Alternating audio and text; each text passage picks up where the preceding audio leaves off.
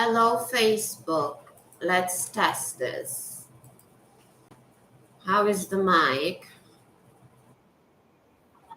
Oh, yeah. It's working. Beautiful. All right, Facebook. The mic is working. We have 2 minutes to start. So let me get my other channels together. Let me go live on my other channels. I wanted to check the sound. So the sound is good. Let me go live on Instagram and TikTok and Facebook, and we'll start. So let's see here. Got my water.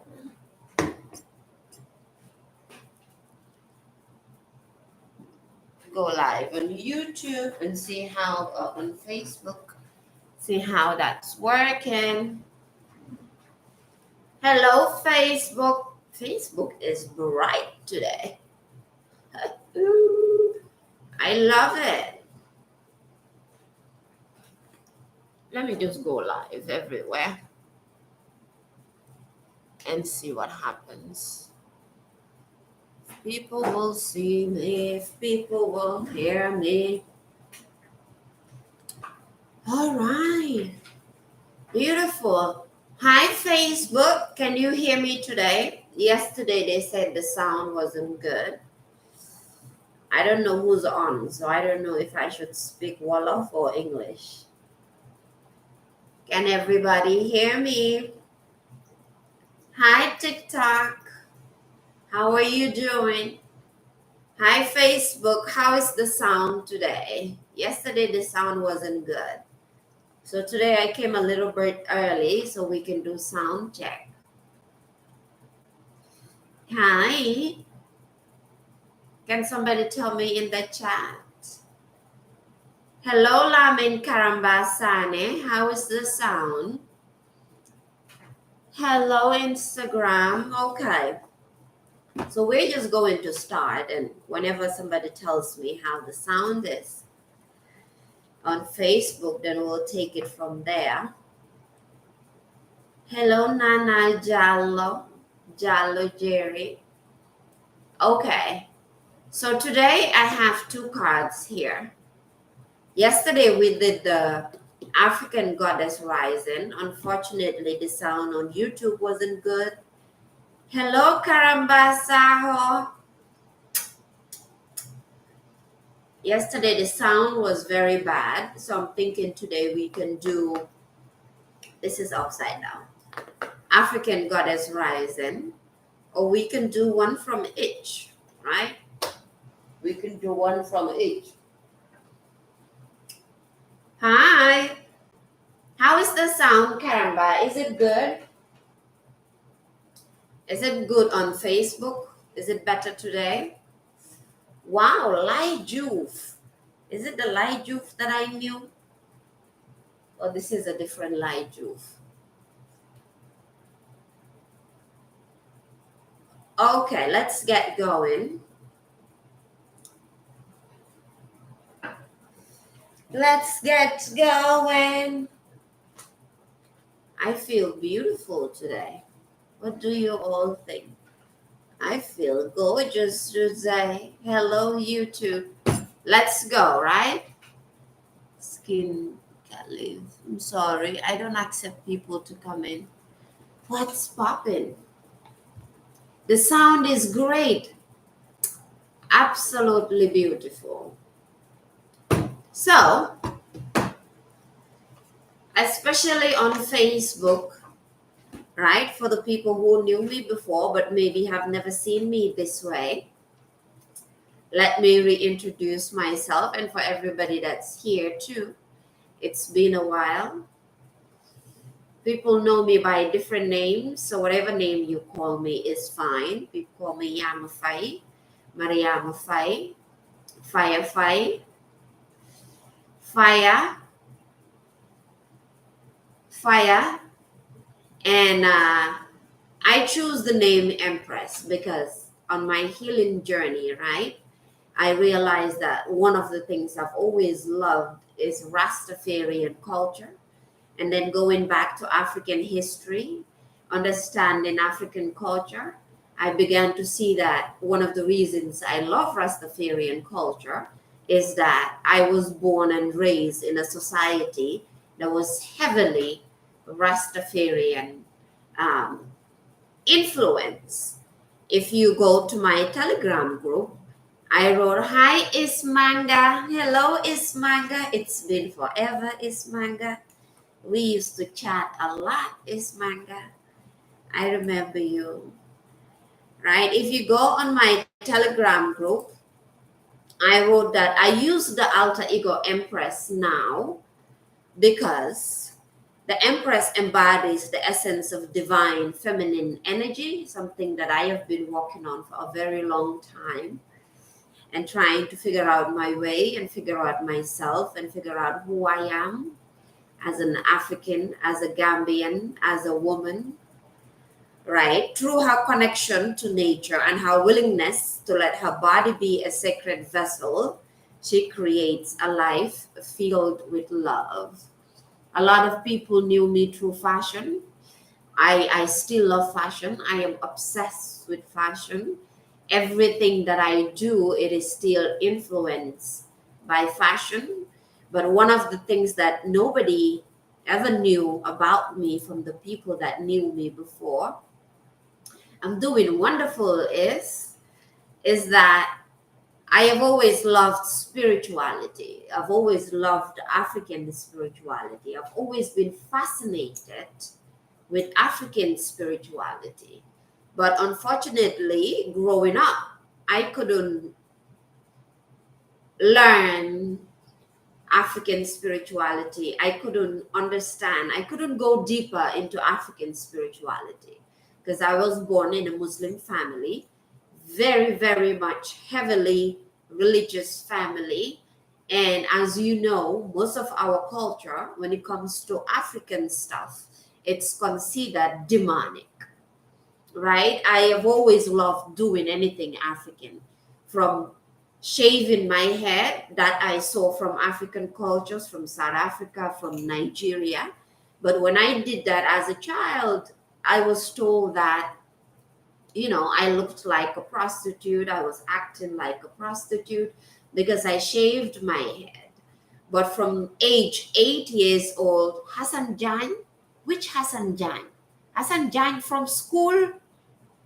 The nickname is coming to my head. I can't. Kalusa. I can't remember. Kalusa. Is that him? And so from 8 years old, Hayatusila. From 8 years old, I have always loved things that had to do with African culture and African spirituality. But oh, Hassan Jan, always loved Hassan Jan since school. Hassan, welcome.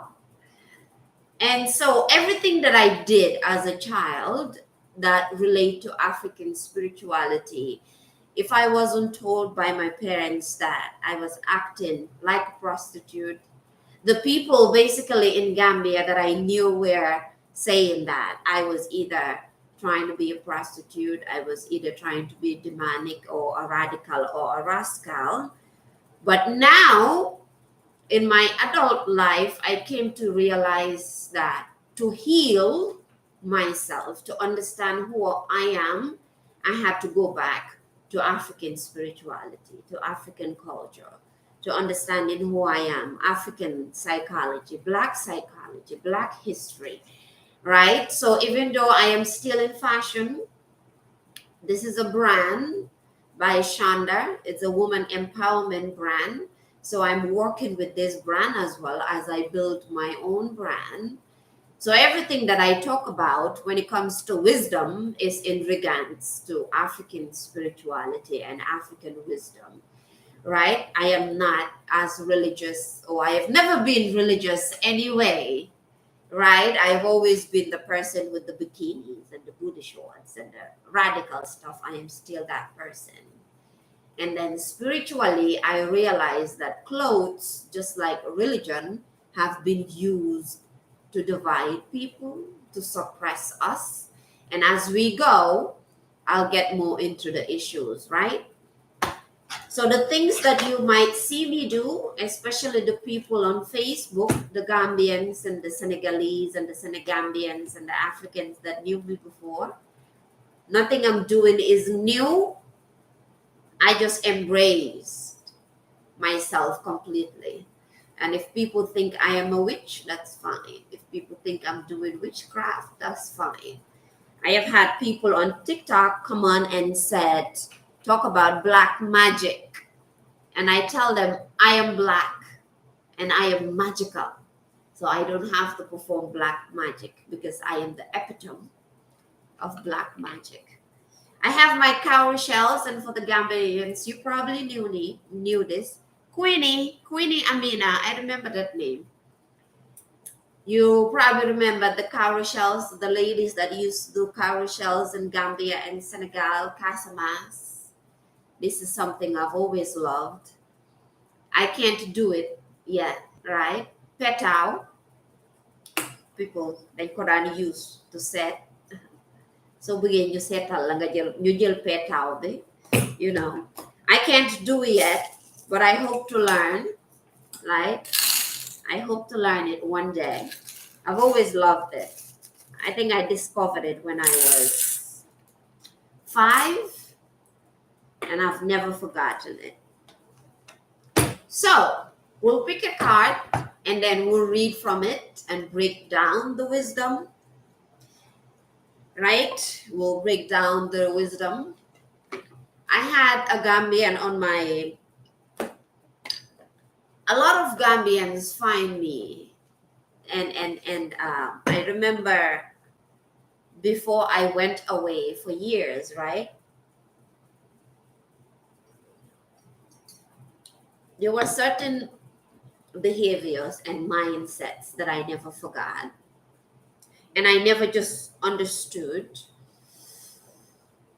And I speak Wolof and English mixed up because I'm on TikTok, I'm on Instagram, I'm on YouTube. So I have different people. Some speak English, some speak Wolof. So whatever language comes to my mind is the language that I speak at any point. So I've came across certain Gambians. Just now, I had a Gambian who was requesting to join the live on Instagram, and I told them that I don't allow people to come on, and his response was "Yama fay bumaya," right? A lot of people are very much entitled. I like to tell people I don't owe anybody nothing. And now that I've truly embraced myself, I'm very much okay with people saying that I am rude. King Sirakasama, been a very long time.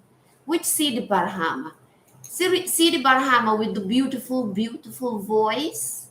The voice that I've always been obsessed with. Is that Sidi Barhama?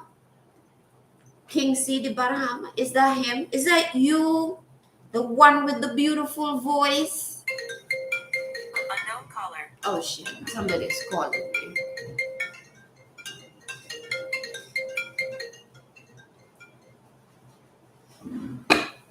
Is that Gifty Blank Gifty from BMCC? So many names. Hey Carrie. Hey Carrie. It's been what, 5 years? Okay, let's pick a card before I start going crazy here. My people are here. Let's pick a card. So like I was saying, I am now where I am at in my life. I am okay with people saying I am rude. There was a time I wasn't. We'll talk about this. I've talked about people pleasing. I was that person. I've talked about needing validation and wanting everybody to love me, right? I'm not that person anymore. I have healed that part of myself. That's why I have been away. So if people think I'm rude, too full of myself, that is fine. Hi, Carrie. Santa Yala Bambari, right? Do it. Absolutely wonderful. It's been forever. All right. Let's pick a card and talk about African wisdom. Hey, Kumbangam.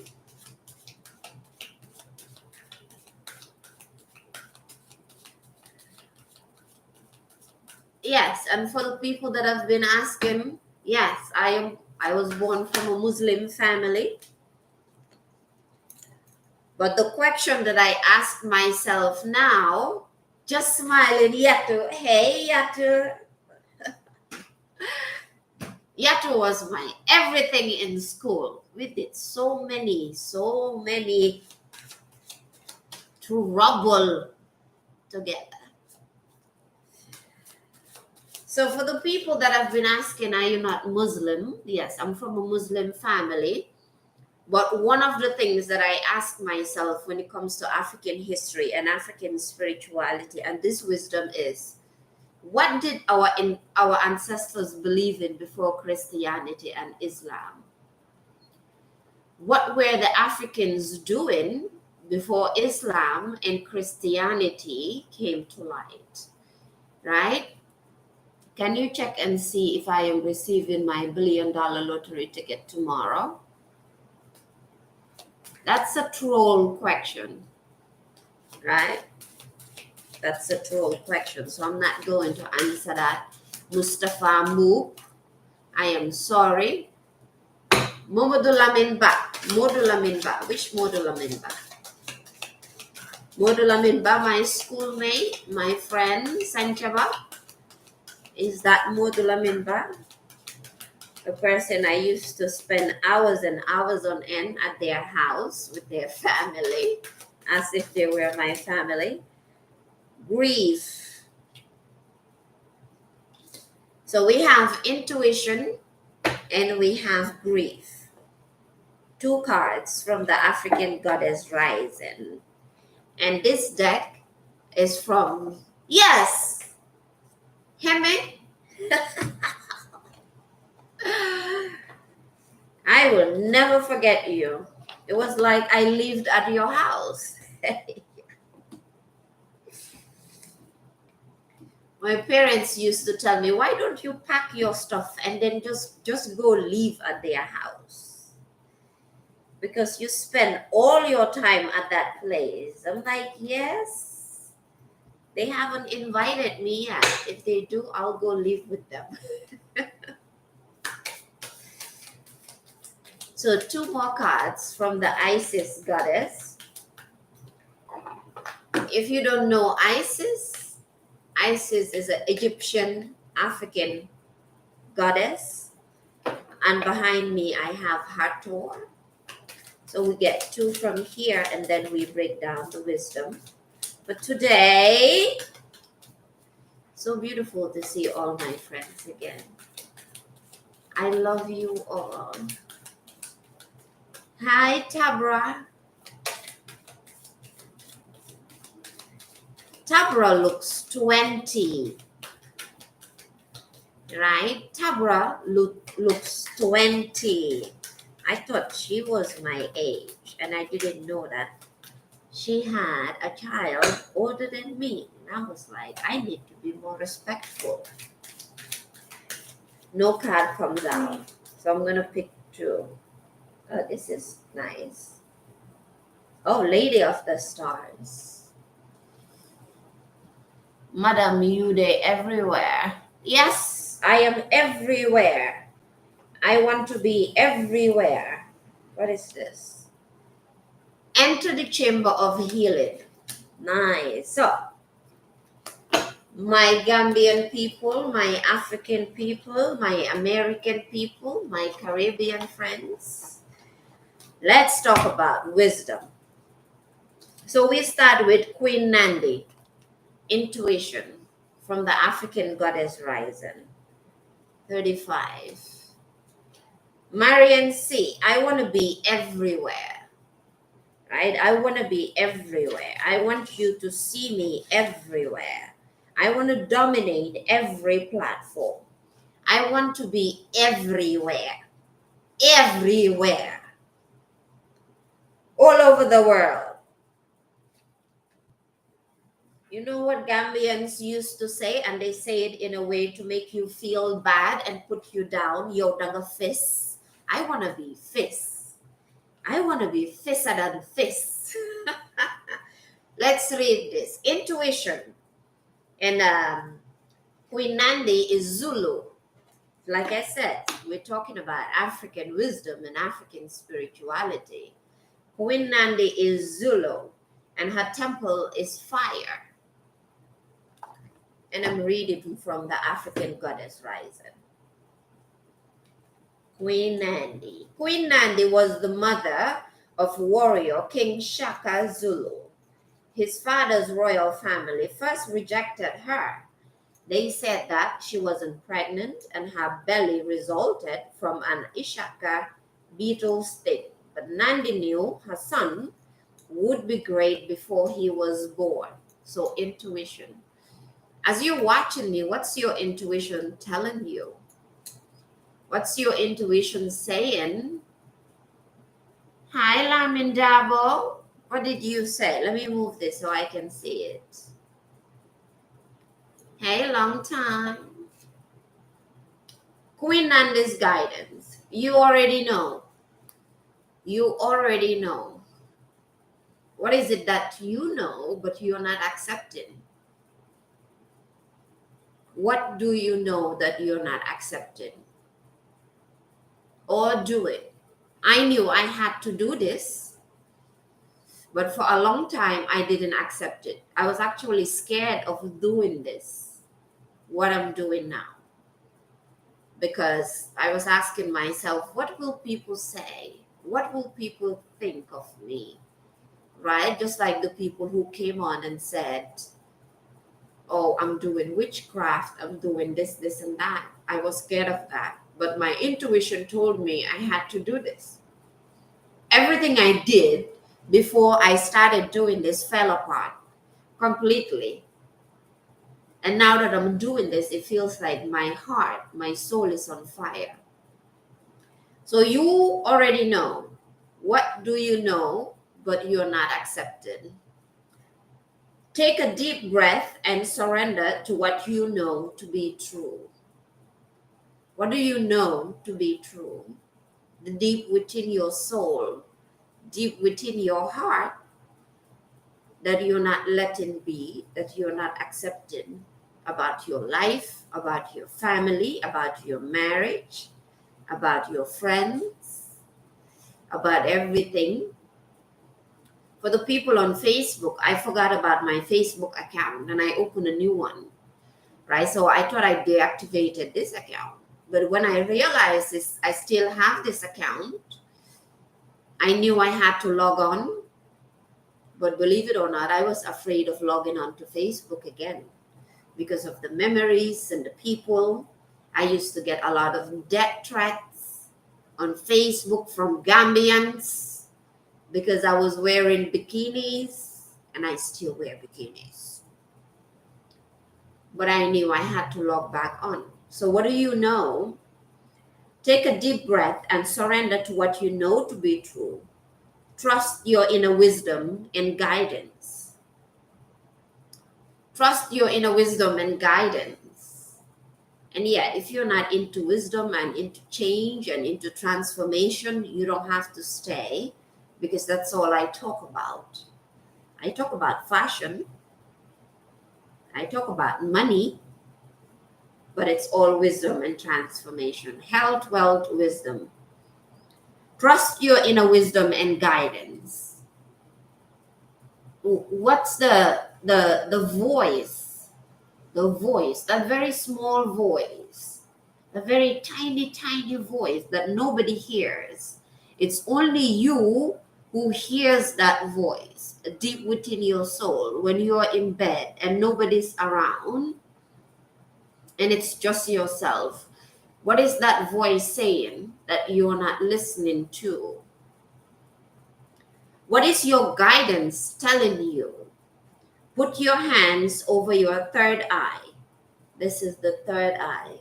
Call it the sixth sense. The third eye. Call it the sixth sense.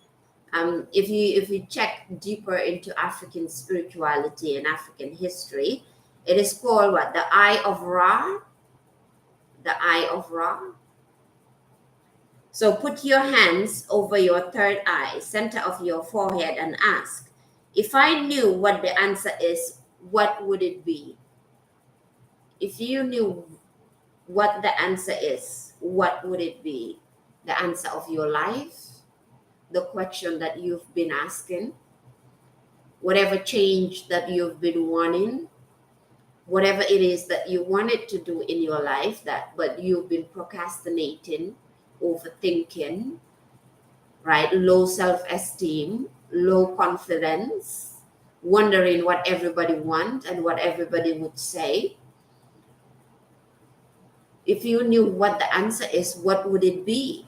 Which is basically what of the voice saying, that tiny voice. Then follow your first instinct. It's always said that the first thing that comes to your mind or the first thing that comes out of your mouth is the truth, right? But then if you're not rooted into your own spirituality, and I'm not talking about your religion, then you start to overthink it. The creator, you can call it whatever you want, right? You can call it God, Allah, Muhammad, Jesus, whatever you believe in. The creator and your ancestors connect with you through your intuition. Trust your internal GPS. Madam, I am on critical condition here. Can you please watch? Watch what? And what is your critical condition? Watch what? What am I supposed to watch? And your ancestors connect with you through your intuition. One thing that I do know as Gambians, as Africans, as Black people, the wisdom of our ancestors, many of us don't know, and it has never been given to us. If you relate to the things that I talk about, I myself, right, I had to learn to understand what is this thing about my ancestors. But then my grandmother died not long ago, probably in April, my mother's mother. And the realization of what the ancestors are was, I went deeper into it because I began to speak to my grandmother. In the Gambia or in other places, they say talking to the dead. And on the whole, what we were doing is just talking to our own bloodline. And they show us the way. Have you ever thought about your ancestors? Because we are our ancestors. Our ancestors are us. There's a saying that if you heal yourself, you heal your ancestors. Have you ever heard of that? When you heal yourself, you heal your pain, you heal your hurt, you heal your bloodline, you heal the ancestors that pass, and the generation that's coming before you, you already lay a path for them. Trust your internal GPS. The nudges, signs, and coincidences are divine guidance. The nudges, the signs, the coincidences are divine guidance, right? I am looking for a citizenship in Europe. Abu Bakr Jite, this is not what I talk about here. And also the idea that you need a citizenship anywhere other than the place that you were born is a fallacy, is a psyop. Us Africans, we have been made to look into Europe instead of looking into ourselves and looking into our African soil, right? I've experienced it. I know what you're talking about, right? Your mind is not rooted in finding a way to develop your country, finding a way of what you can do to give back to the Gambia or wherever in Africa you're from. You're more worried about a citizenship in another place that they don't give a fuck about you. right? And I'm not going to say, excuse my French or excuse my African. I'm telling you the truth. Because since I started coming online, I have a lot of people asking me about this question. If that's what you want, I am the wrong person to talk to, right? Because the people who knew that I personally didn't even want to come to Europe. I came because my parents wanted me to be here. Hello, yoga girl. Welcome. And so, if you want me to give you advice, look into ways, right, that you can give back. What can you create in your country? What can you do for your people, right? What development can you be a part of? What wisdom can you give to your people instead of looking for a way to go to another place that they're not going to help you? They don't care about you. All they want is your money, right? Before you take all that money and give it to another country to develop another economy, we have our own economy in Africa. That, what, plus maybe $1 million or a million, whatever currency that you are in, you give it to the European countries for your citizenship. Think about what you can do with that in your own country, right? Think about that. The grass is not greener in another place. The grass is greener where you water it. I wish I knew this when I was 19 years old, before I was on DRTS and my parents were telling me that it's time to leave the Gambia. If I knew that then, I wouldn't leave, right? But we have been trained and told we have to follow the advice of our parents. So I'm telling you from my own experience. The grass is greener where you water it. If you don't water it in the Gambia, it's not greener in Europe. It will still be dry in Europe.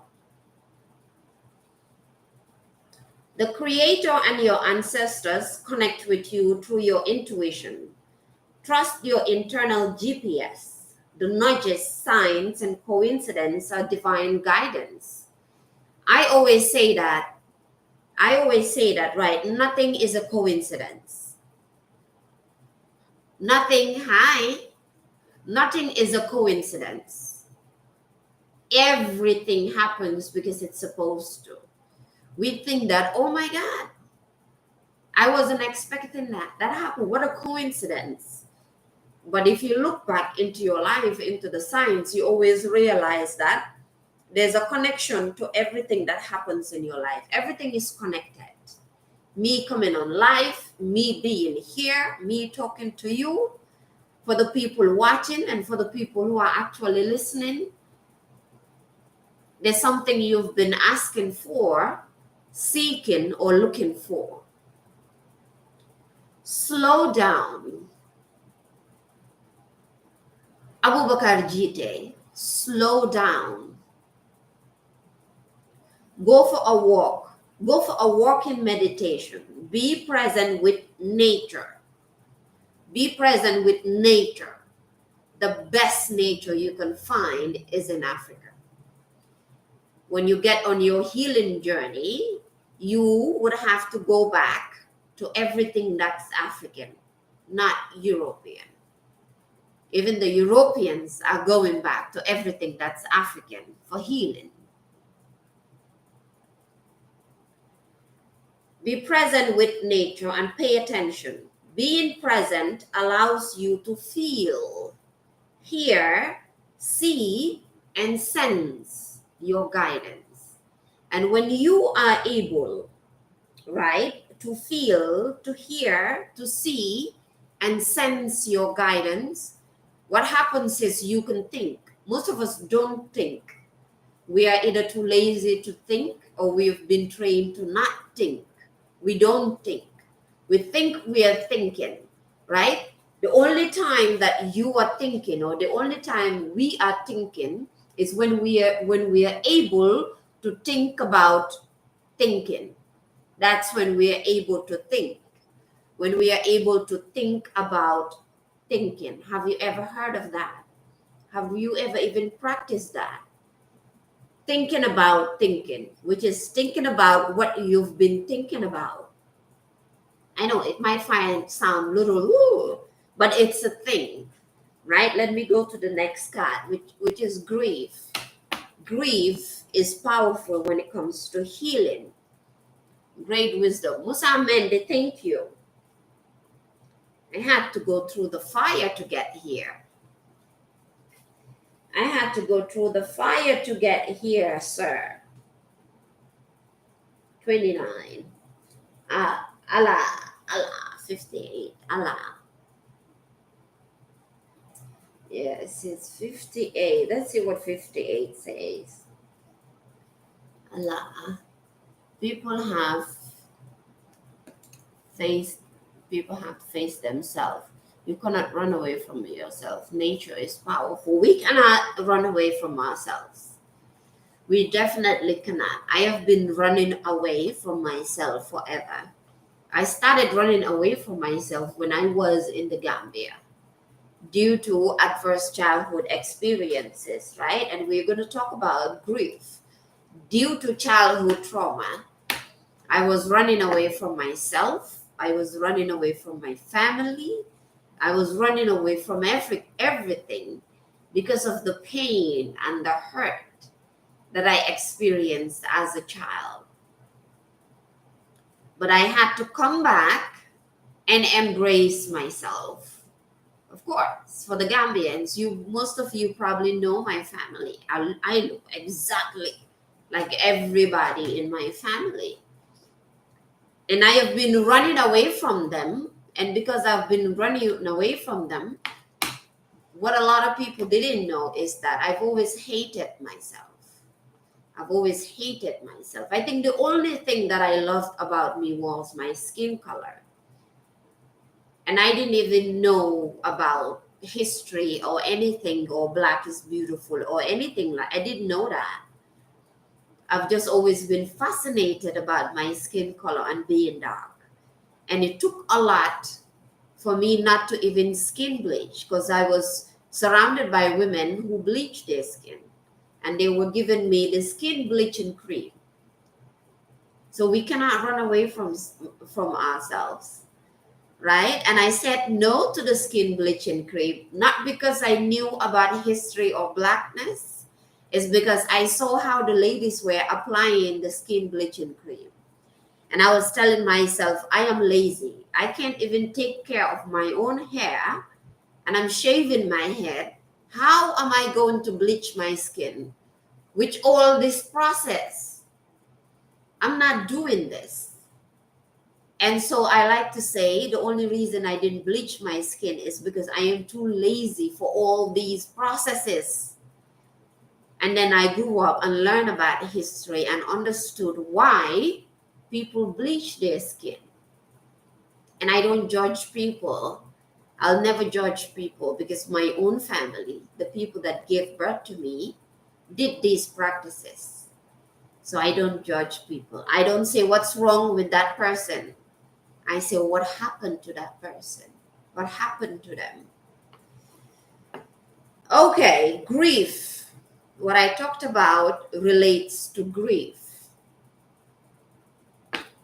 Goddess of grief, and as Igbo, Nigeria, the temple of lovers, and the element is bush. One of the things that happened to me along my journey is just this love and obsession with Ifa. And Ifa is Yoruba. And there's Yoruba land in Nigeria. And I know for sure when I come back to the Gambia, I'm going to Nigeria. That will be my pilgrimage, right? I'm not going to Mecca. I'm going to Nigeria, to Igbo land, to Yoruba land, to the roots of my ancestors. Ancient art mother Allah, ALA. Lucky you that you haven't bleached. Same in my family. Yes. It drove me crazy. It drove me crazy. People made me feel crazy. Mohamo. It wasn't an easy journey. I have lost opportunities from Africans because I was dark and there was a lighter skinned person. From Africans and African Americans, even when I came to America and I was doing fashion and I worked for some black designers, African American designers. Some of them were telling me that my hips were too big or I wouldn't open for their show because there was a lighter skinned black person. So it really drove me crazy. When I said that I went away to heal, I really did because I nearly lost my mind. Allah, and it's not Allah, it's not ALLAH, it's ALA, Allah. I don't know if I'm pronouncing it wrong. Oversees motherhood, fertility, and the afterlife. After death, humans return to the womb of Allah, replanted in the soil to reincarnate. And what's coming to mind? Hello, Yus! That's my childhood crush. I still call him that. Yusuf Asise. One of the things that I learned on my journey is that the way we see death is actually wrong. Right? How I was raised and how I was taught as a Muslim and as a Gambian. When somebody dies, everybody is hollering, ah, the crying and all of that, instead of seeing it as a transition, seeing it as a spiritual thing, right? Seeing it as a way of celebrating the life of the person, seeing it as the fact that the person that died, their soul is still here. Their soul is still here. And we experience that every day. How many musicians and how many great people, from Martin Luther King, from Mahatma Gandhi, from Mother Teresa, from what's the guy's name, Michael Jackson, their soul is still with us, isn't it? We still celebrate them. So what they did is they transitioned. But the way that I was raised, death was scary. Do you experience this? Do you relate to this? Where death is so scary that a lot of people are even afraid of dying. And I can tell you from my own experience, because I was petrified, scared of death, to death. If you are afraid of death, you cannot live. You cannot live. Because then you become greedy. You become very in control of everything around you and everybody around you. You become jealous. You think nothing is enough. There's not enough money. There's not enough food. There's not enough this. There's not enough that. Tell me if you relate to this, because this used to be me. Until I became not scared of death anymore. Actually, half of the time, most of the Gambians didn't see me because I was very fit in Gambia. I was at a monastery, at a Zen center. And at that Zen center, we used to have workshops on death. So we would have weekly or a whole 3-4 days workshop talking about death, getting into the nitty-gritty of death and grieving and understanding the power of death and transition. That blew my mind, right? Because nobody ever taught me about that. Everybody that I was raised with was afraid and scared of dying. And then I learned it's nothing to be scared of. It's inevitable. It's inevitable. And so when you become okay with dying, believe me, you live. You really live. Give spirit your grief. bawl it out, wail it out, cry it out, sob, shriek, shed tears, surrender it. Were you raised in a way that you cannot feel your feelings? You can't cry? You can't show emotions? Be you a man or woman, it doesn't matter. Give spirit. What is spirit? Right? What I have learned along my journey is that we are spirit. Spirituality is us, right? We are spiritual beings experiencing life in this human body. Like we are spirit.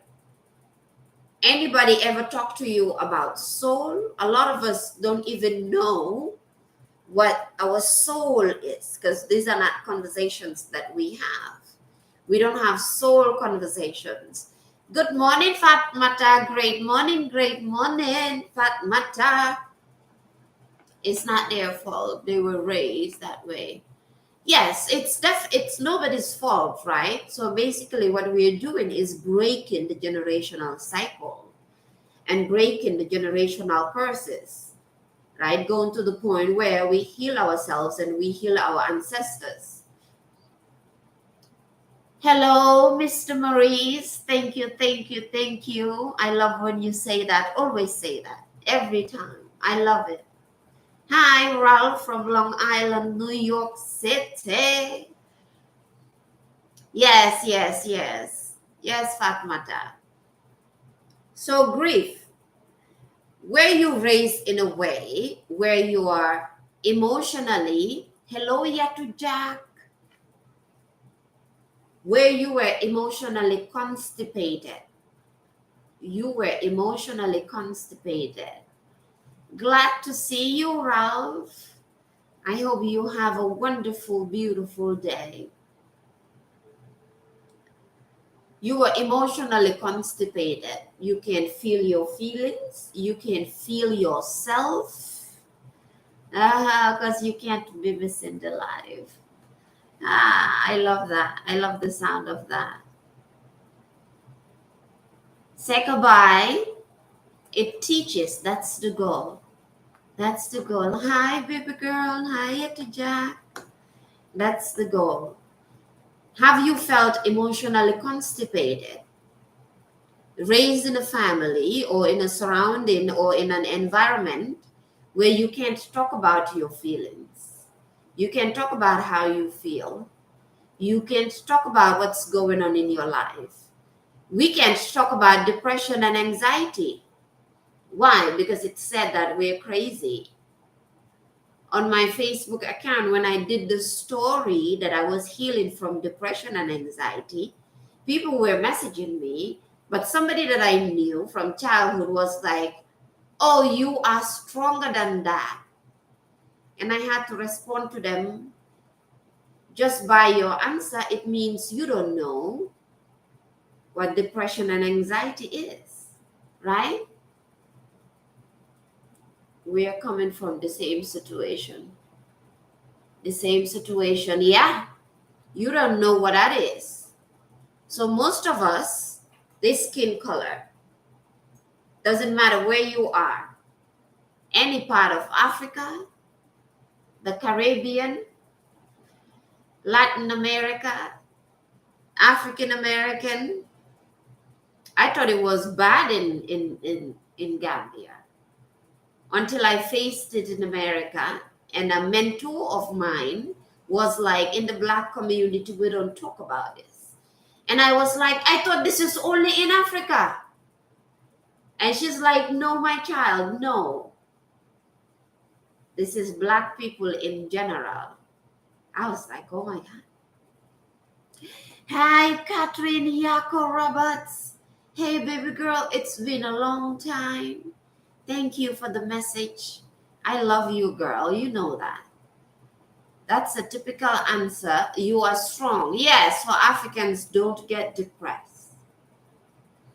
And I've talked about it here how my first year, or even the second year in America, I was trying to reach my family.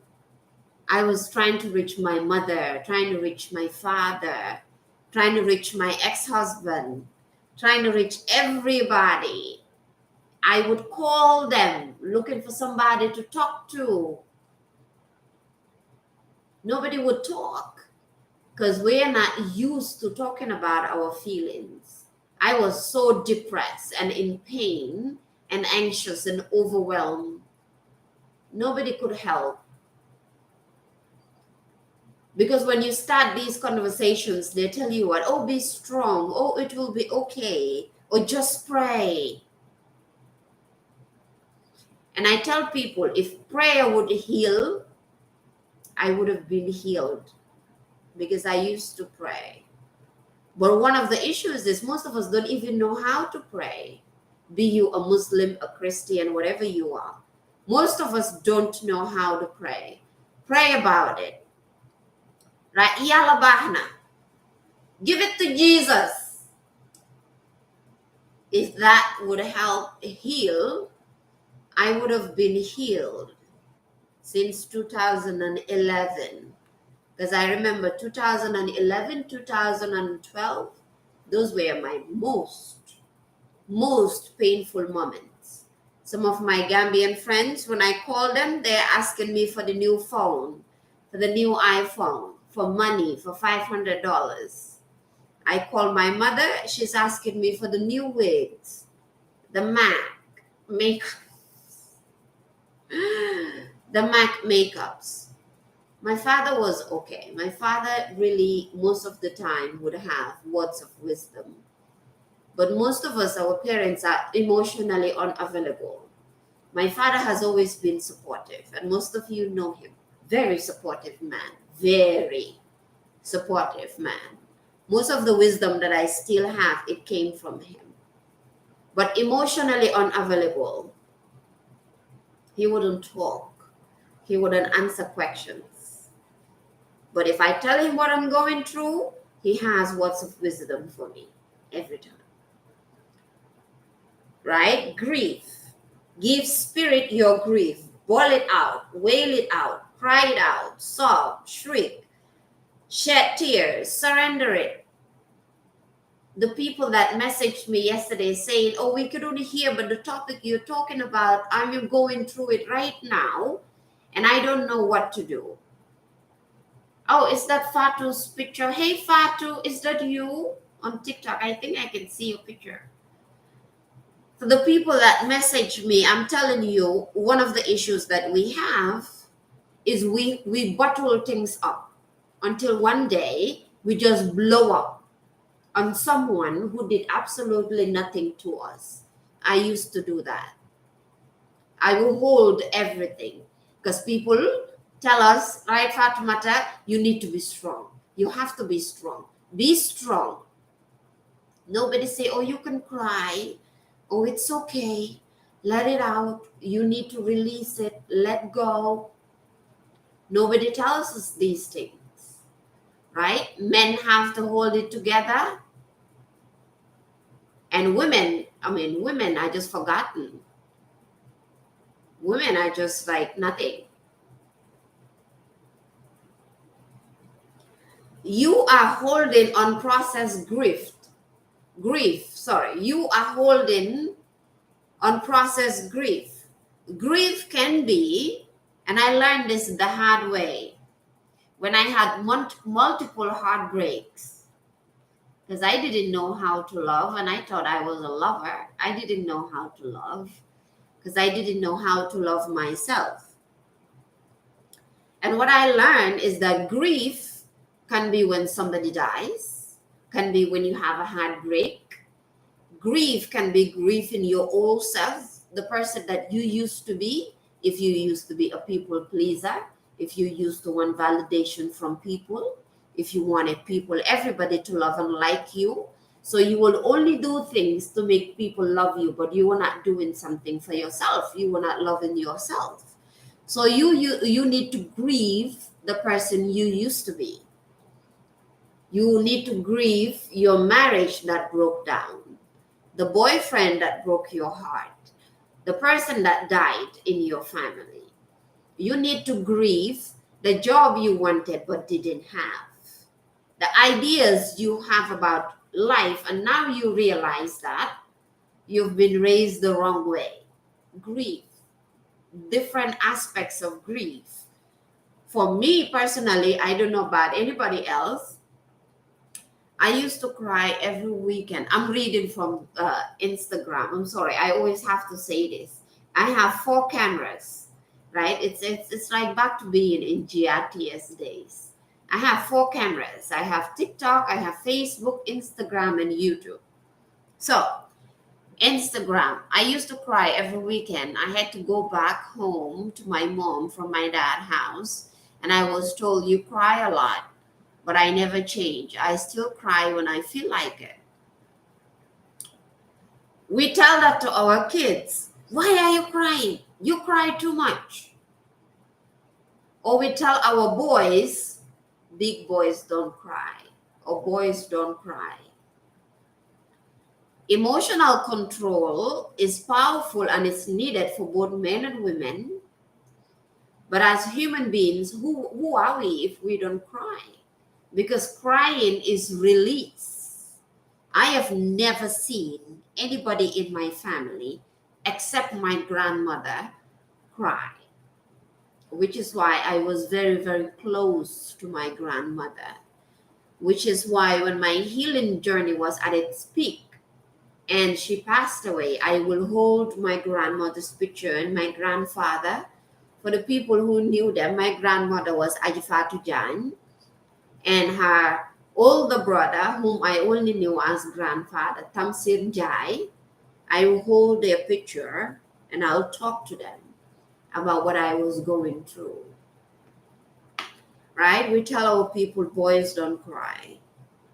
And we bully people for crying. We bully women for their emotions.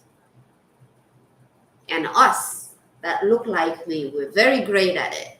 I don't talk about other communities a lot because my community is this, right? Even though I am in the white community a whole lot. Dabo Mo, hey Dabo Mo, wow, Dabo Mo is sending me a message. That was my co-worker. You are holding unprocessed grief. If you were raised with trauma, you were raised with adverse childhood experiences, one of the main issues we have is we don't know how to process emotions. Any emotion, love, nervousness, grief, excitement, pain, happiness. We don't know how to process anything because we have never seen anybody process anything. You want to skip over it and get back to normal, which is the idea of just be strong or suck it up and move on. Our parents, our societies, our environments, people tell us this. Some people I reconnected with told me, oh, now you are so deep. Oh, now you talk about deep things. And I say, no, I don't talk about deep things now. This is the person I've always been. But I've had to change my environment because they made me feel crazy for talking about these things. But grief doesn't go away because you ignore it. Whatever pain you have right now in your life, it doesn't go away just because you ignore it. When my marriage with Jalimadi Kanute broke down, I tried to stuff it down, right? I tried to just stuff it down. But eventually, after years, we had to reconnect again and talk about what happened. And then I realized it came from my own family. Can you imagine? It came from my own family, and it also came from a lot of Gambians telling him that I am in Europe with sugar daddies. And I've never had a sugar daddy in my life because I'm terrible at those things. Such a prominent statement you just made about our environment. Yeah, right? The only way to healing is to walk through it. Right, Fatma? Yesterday we talked about triggers. The only way to heal whatever pain you're going through, whatever hurt that you have. Hi, Fatumoch. I remember that name. Ramufal, Panda, Ski. I do remember the name Fatumoch. I don't know which Fatumoch it is. The best way to heal your pain, to heal your trigger, is to walk through it, is to go through it, is to really put a mirror in front of you and look at yourself. If you don't do that, you can't ignore it. You cannot stuff it down. It always comes out. There's a saying, if you don't heal it, you date it. I did that. I didn't heal my pain. Well, I didn't even know what healing was until I was healed. Then I knew what all these spiritual words were. The person I married was emotionally unavailable because my father is emotionally unavailable. The women that I attracted in my life, most of them were jealous, were greedy, were gossipers, because the women in my life were like that. And I was like that. I hated gossiping, but I couldn't get away from environments that gossip. And I didn't know why until I went through my own pain and the way that I was raised and the environments that I was raised in. Whatever pain you are feeling right now, even if it's a heartbreak, you cannot stuff it down. And you cannot just post quotes. Hi, Ibrahim Andau. Which Ibrahim Andau? My schoolmate? I have a good memory. I remember people. Even if it's a heartbreak. Hello, Mr. Peace. Even if it's a heartbreak, if you don't look at your toxic tendencies, because we are all toxic one way or the other. You don't look at your narcissistic tendencies, because we are all narcissistic in one way or the other. Right? If you don't look at Mr. Peace, well, I don't know who is Mr. Peace, and I can't see your picture, sir. So I have to say, no, I don't remember you. Because I'm sure Mr. Peace is not your name. If you don't look at why you do the things you do, why you think the way you think, why you attract the people you attract, whatever pain you are feeling is going to stay. If you're watching me now and you're broke, you are broke. There's no money in your account. You're thinking like the person that commented, you need to go to Europe. Tijan, which Tijan? Kerseri, the one that we were climbing the fence because my parents didn't want us to date. The things that I'm talking about was part of my pain. Somebody just said that's Tijan Kerseri. So I wonder which Tijan it is, because there was a Tijan that my parents didn't allow me to date. It is that Tijan.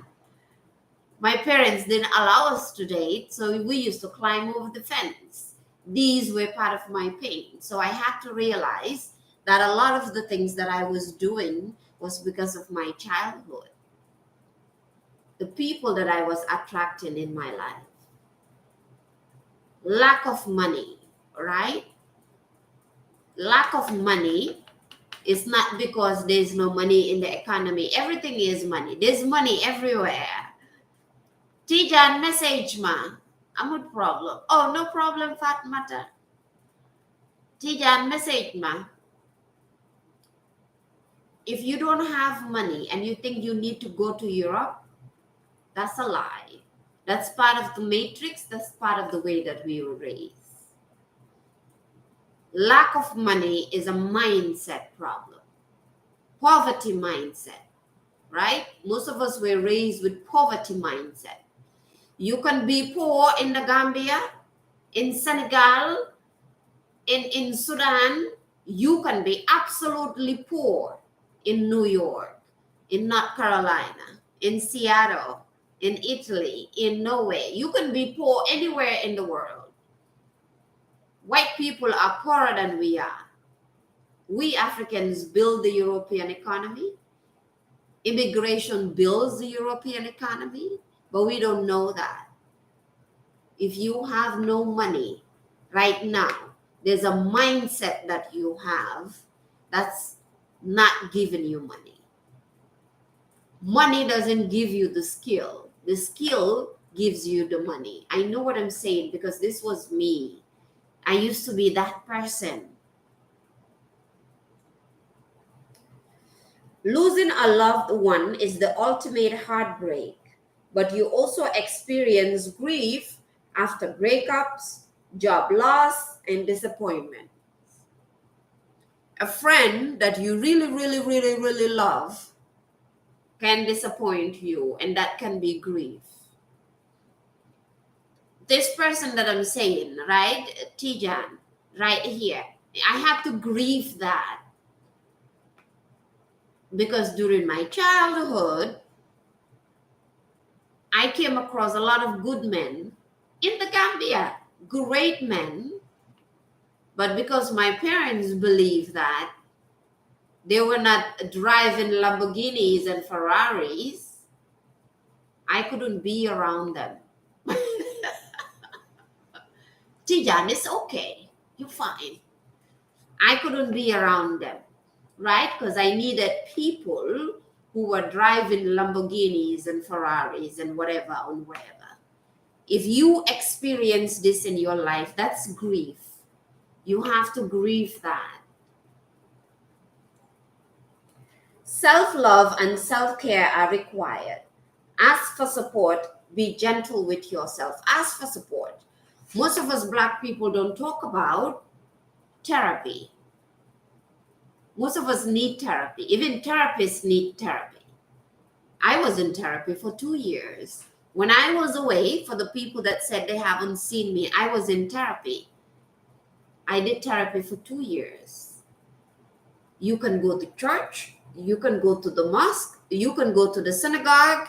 I said therapy and people are going off. You can pray, but you also need help. Hello, outsider. I don't know who that is, right? Hello, Lamin Dabo. Is that LD?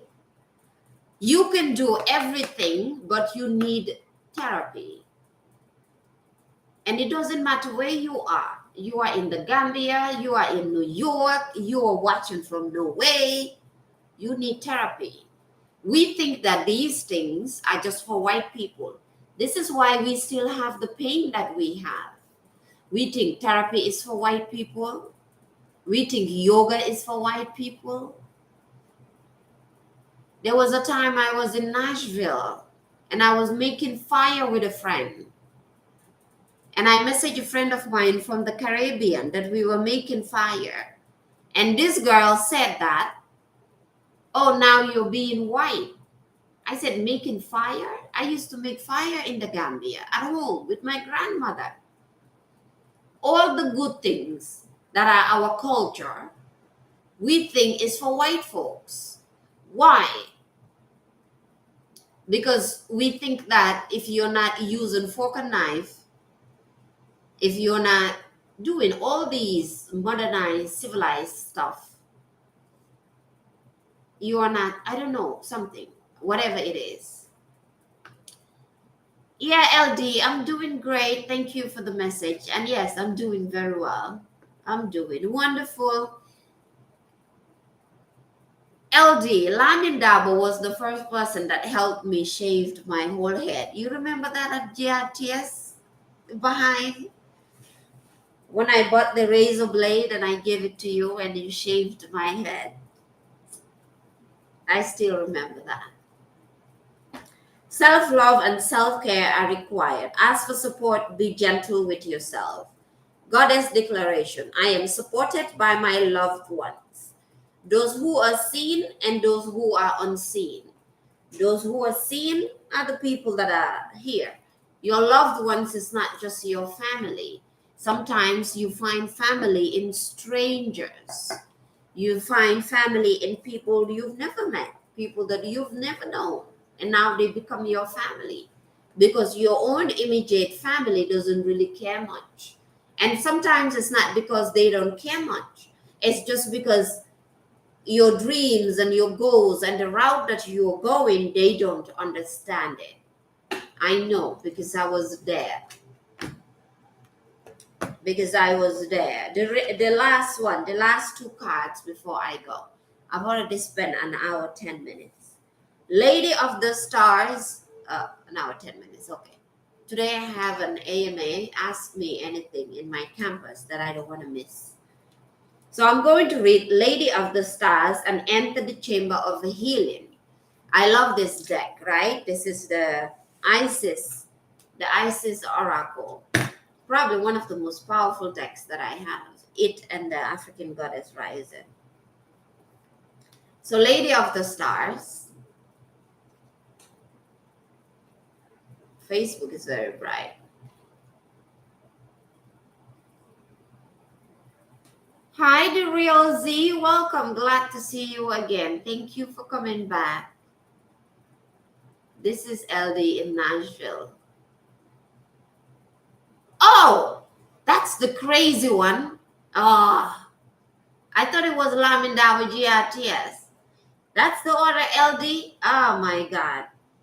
The craziest LD I've ever known.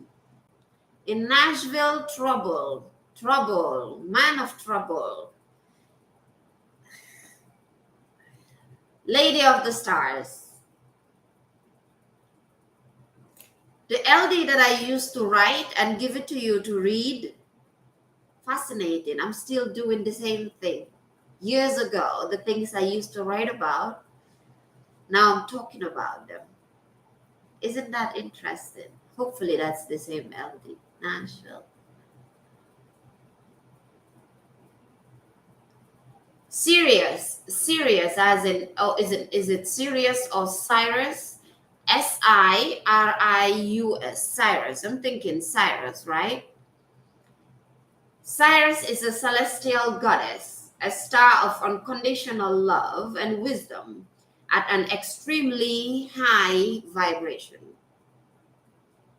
For sure, yeah. I used to write about these things and now I'm talking about them.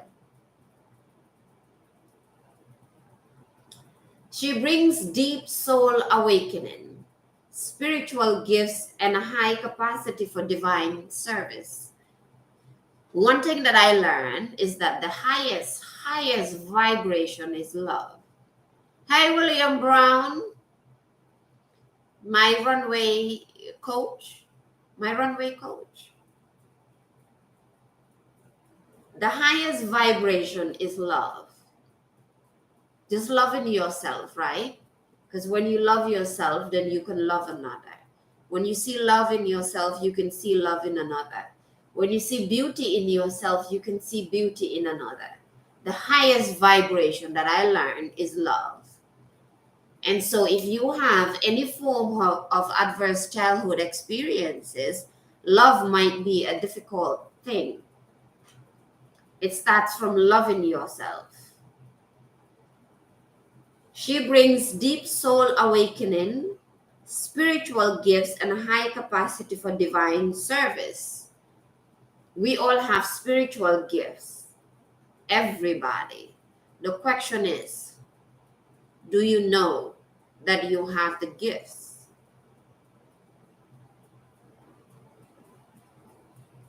Yama, your English at Dow the joke. Dave joke, Dow the joke. Is this Dow the joke? If it's Dow the joke, I know you're being silly. Because you've always been like that. Unless it's a different Dave joke.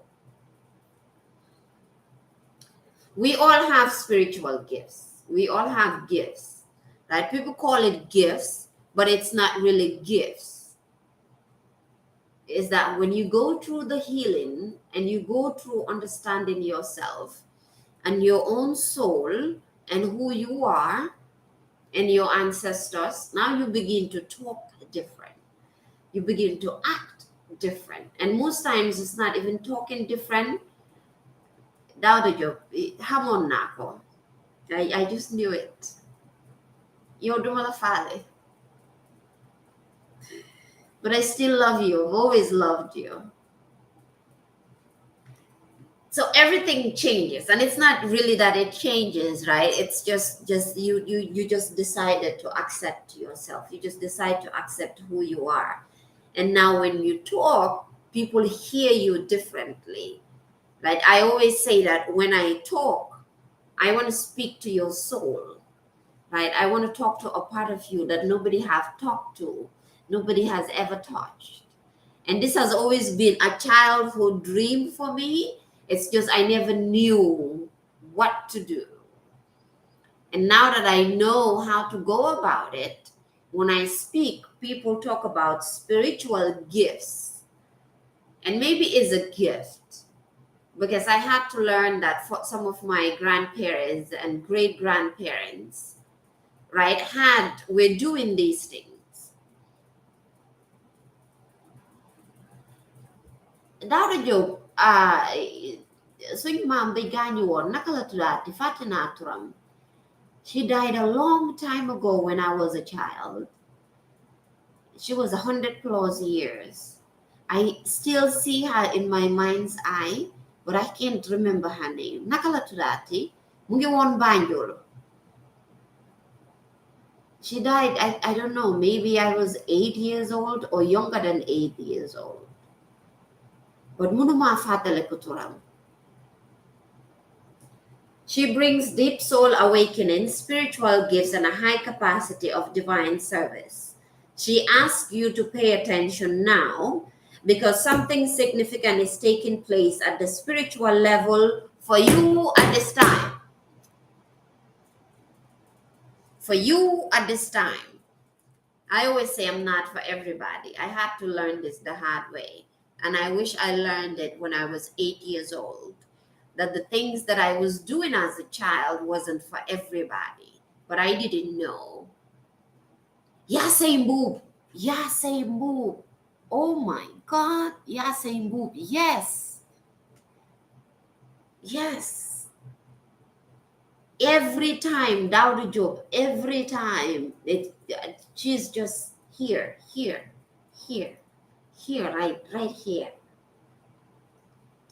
maa ngi fàttaliku benn time bala moo gaañu biñ nekkee Banjul si kër bi mu ngi toogoon si kaw sete bi on the couch, and mënuma remember what we were doing, but image boobu I still cannot forget it. Yasay Mboob benn tey saa yu ma ko gisee rek maa ngi ko gis si kër bi mu ngi toog si kaw couch bi, and ñun xale yi we were just around her. I can still remember that. She is still with me. She is still with me everywhere I go. I see her. I see her every time.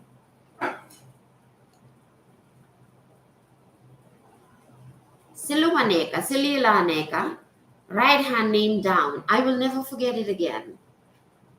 That grandmother is etched in my soul, right? She's always with me. Always. And now that I remember her name, I don't know what's going to happen. Enter the chamber of healing, right? Enter the chamber of healing. Healing is a powerful thing, at least in my journey and the way that I learned it, right? When you get into healing, I think that the moment you go back, and it's fascinating, I just talked about my grandmother, Yasay Mboob, and then we're talking about healing, right? Going back to your ancestry, understanding what happened to your parents. Because most of us, like Moha, I don't know if Moha is still here. Moha said that we cannot blame our parents for what they did or what they went through because they didn't know. And this is absolutely true. For some of us, though, it might be difficult to take that in or to even forgive our parents for what happened. how they raised us, how they treated us, right? But when you do that, now you get into healing. Hello, Ibu Jallo, Jallo Jerry, Jallo Jerry, Jallo Jerry. Welcome, Jallo Jerry. Hello, Ibu Jallo. The moment you do that, now you enter into that chamber of healing, right? Of understanding, okay, this is who my parents were. This is the way they used to talk. This is the way they raised me. This is the way they acted. This is why I am this way. Now you begin to see yourself. That's where the healing is. It's also, and I've talked about this. How are you? I'm doing wonderful, Mr. Jallo. I experienced this. It's also one of the most difficult phases to be in. Are you religious or just spiritual? Not sure if I am formulating right. When it comes to that, I can't say, right? Hello, because for me, it's basically seeking. It's not being religious or spiritual anymore. It's seeking the knowledge and understanding myself. And for me, that was part of the healing, going through the chamber of healing, right? Understanding, okay, what does the Bible say? What does the Quran say? What does the Torah say? The people who are at the monastery, the monks, the Buddhists, what do they say? What does the Hindu say? Right? What does the Hindu say? What do they say? What were Africans doing before Christianity and Islam came to be? When did Islam and Christianity start? So for me, it's more of seeking and understanding and learning and growing. I don't put down anything, right? The people that say African spirituality, do you pray to God along those lines? You are God. People don't like hearing that. People think that that's being crazy. Kanye West said that. I am God. And people said he's crazy. Kanye is not crazy. You pray. How do you pray? That's part of the healing. So these things, you need to dig deeper, right? Because when we pray, we're praying to ourselves. We're talking to ourselves. If you look in the Bible, it says what? Man was made in the image of God, and that man, you can change it to both man and woman, the way they wrote these things, right? Isn't it? So when you go to the Buddhists, there's a if you listen to Muji Baba would always say that divine or God or whatever you call it is experiencing life through our own eyes. I've been listening to Muji for about 6-7 years now, and he has been very helpful. So when you pray, you're talking to yourself. When you listen to Reverend Ike, that's part of the healing, going through the chamber of healing. When you listen to Reverend Ike always talk about the God in you, the God in me, and you can say Allah, right? But it's up to, I'm sorry, let me drink some water.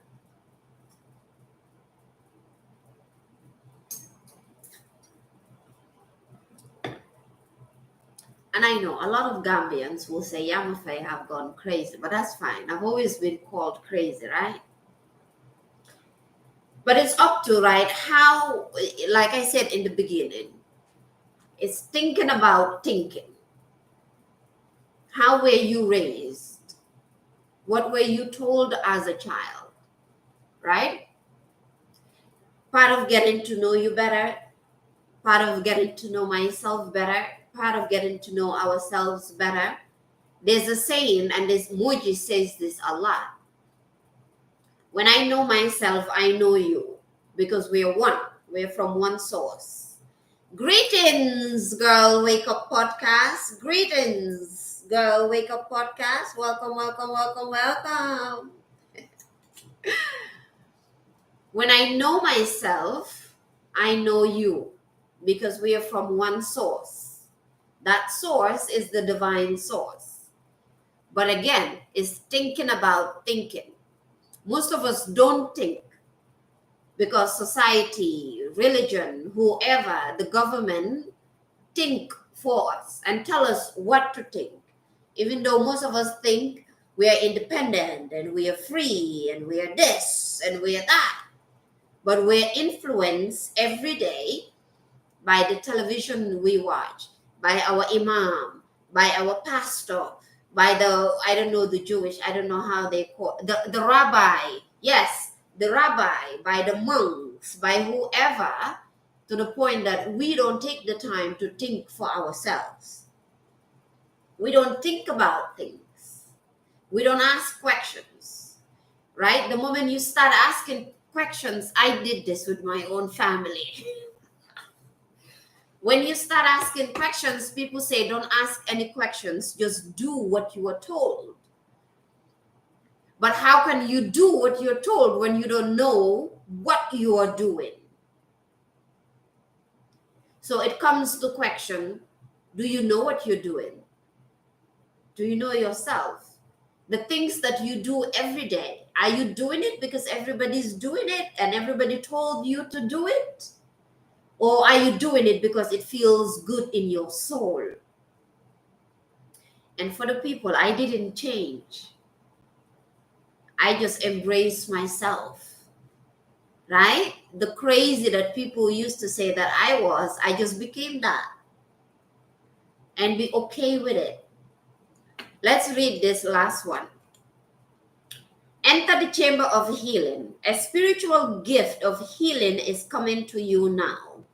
Be open without expectation or preconceived notions, and allow the healing energy to help you find the best solution for any situation that does not appear to be as it should be. Expect your miracle. Expect your miracle. Like I said before, we are spiritual beings having a human experience. Most of us, we've been raised to look at God up, to look at God as this man that is sitting somewhere. Well, okay, me. That's how I saw it. The subliminals and what everybody said, right? To look at God as this man somewhere up there in the sky. Ibu Jalo, you love listening to me. I appreciate that greatly. That means an absolute lot to me.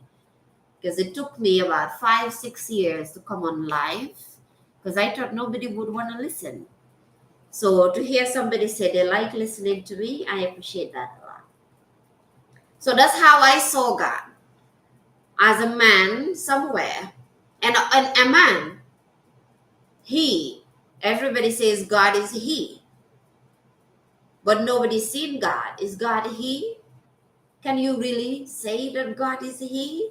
And who is God? And what is God? And I'm not talking about not believing in God, right?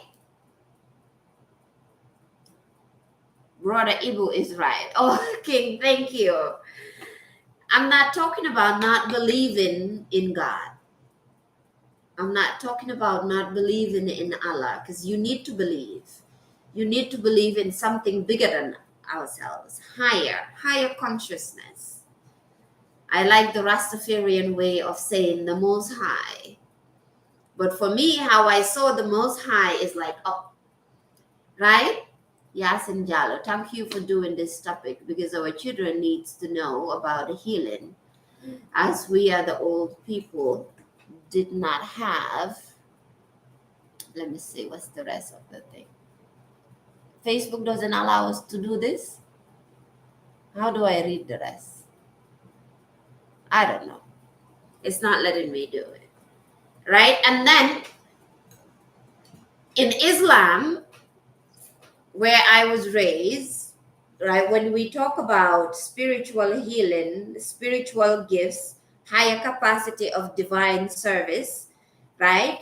And then we talk about healing energy, just healing as a whole, but also if we talk about preconceived notions. Most of us that are born in the Islamic faith, we don't have any image of what the higher power is, of what Allah is, of what Muhammad is, whatever it is.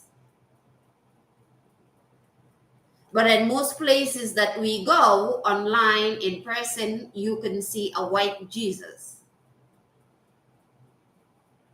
You can see a white Jesus.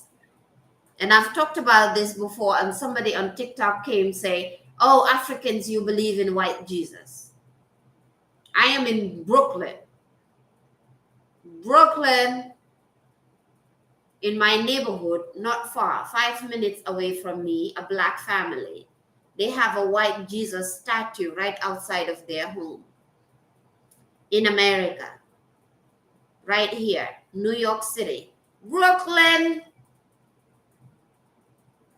Every time I walk past, going to the strip mall where we are in Brooklyn, I walk past the statue of the white Jesus right outside of their home.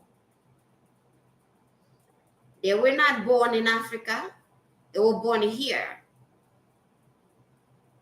It's everywhere. I went to a funeral. I think they were Caribbean. I went to a funeral and the church had pictures of a white Jesus everywhere in America, here. Not talking about Africa, because I cannot remember seeing it in Africa because I was raised in a Muslim family, right? And the way my family was put together, the idea was that even if you talk to a Christian, when you die, you're going to hell. The longest relationship that I had was with a Christian man. And the reason that relationship broke down was because he was Christian and his family is Christian. And they believed that if I die, I was going to hell because the person is Christian. So, this is what we see. This is what we've been told. This is what we have been raised with. If you've never asked these questions, hey, Mahaflex, if you've never asked these questions, you are right. They just painted Jesus. Absolutely, right? Absolutely. That's my older brother right there saying that. If you've never asked these questions, it's about time you ask these questions. It's about time not only ask these questions, but start to research them. Where did all these ideas came from, which is the preconceived notions? Listen, I am glad you love it, Girl Wake Up Podcast. I started asking these questions when I was around 8 years old.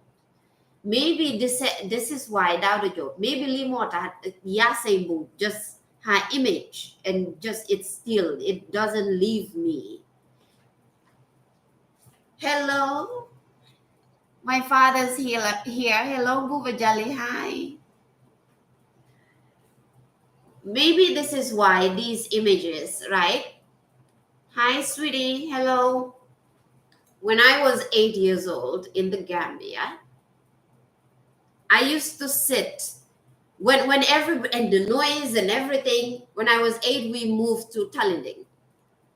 So when Talinding was very noisy and everywhere. I'm doing wonderful, Mahaflex. Nice to see you. I will sit alone somewhere, and not a lot of people knew this though, because I couldn't talk to my family about this. And I know Bubajal is here. Bubajal is my father.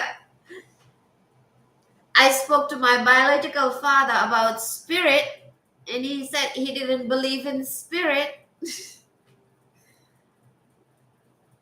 And I had to realize, okay, this is a different journey. I used to sit alone in Tallinn by myself when I was 8. That was the first time I experienced just being in silence and just flowing with the universe and just flowing with the world and what is going on. I can never forget this, right? Because this was an awakening. But then later, talking about it, I felt crazy because nobody's talking about this.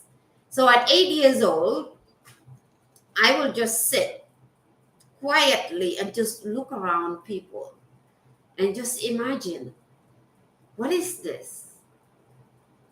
Why are we doing all this? Why do we have to wear clothes? Why do we have to drive cars? Like, what's going on? So whilst everything is going on, my mind, everything would just stop. And I'd just be looking around and talking to myself. What is God? Why do we have to pray? Even when I was praying the 5 daily prayers at 8, 10 years old, I would be praying sujood up and talking to myself. Why do we do this? Why are we doing this? And what is this? As a child, right? So it has always been like deja vu would always come over me, as if I knew something, but then when I go to my parents and talk, it was a whole different conversation. And so I always felt that maybe I'm going crazy. I can't talk about these things because if I talk about them, they're going to say I'm crazy. And like I mentioned, you don't ask questions. We don't ask questions. Because if you ask questions, they say, just do what you're told. Just keep quiet. Do I still pray? I pray. What did you say? Spirit as in Ra, Wala, Jinn. It's up to what you believe in. You are spirit.